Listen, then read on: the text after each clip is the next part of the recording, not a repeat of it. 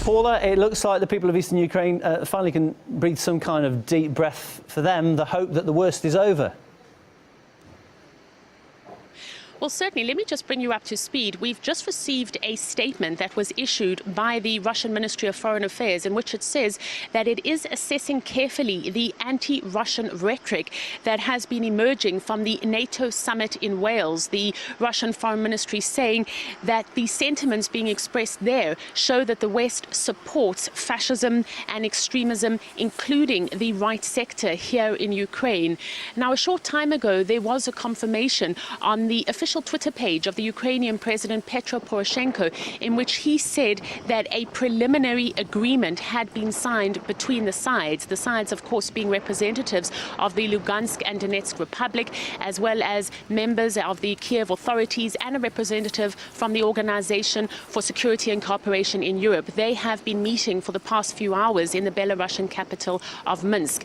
Now, we're being told that a ceasefire will be implemented at 3 GMT. We have also received confirmation of this from the Organization for Security and Cooperation in Europe.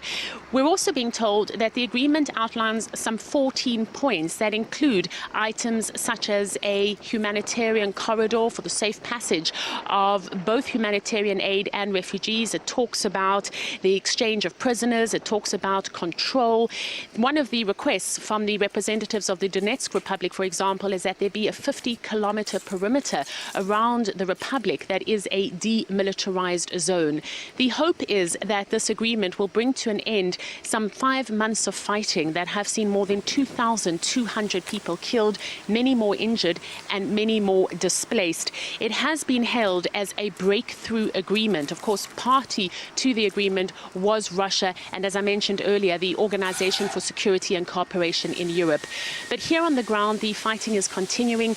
We are receiving reports that there is heavy shelling on the outskirts of Donetsk. We're also hearing from anti-government fighters that they have information that a long column of armored vehicles, tanks and Ukrainian soldiers is making its way right now from the city of Dnipropetrovsk to Donetsk.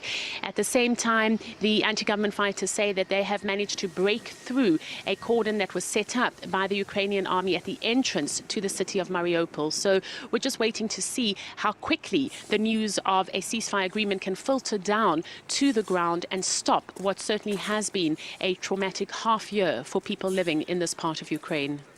OK, thanks for bringing us the latest. That's our correspondent Paula Slier in Donetsk in eastern Ukraine. Well, on Wednesday, President Putin suggested a 7-step peace plan to end the conflict in the east of the country. Here are the key points. Both sides, the army and the opposition, should lay down their arms. Troops should pull back to prevent the shelling of cities.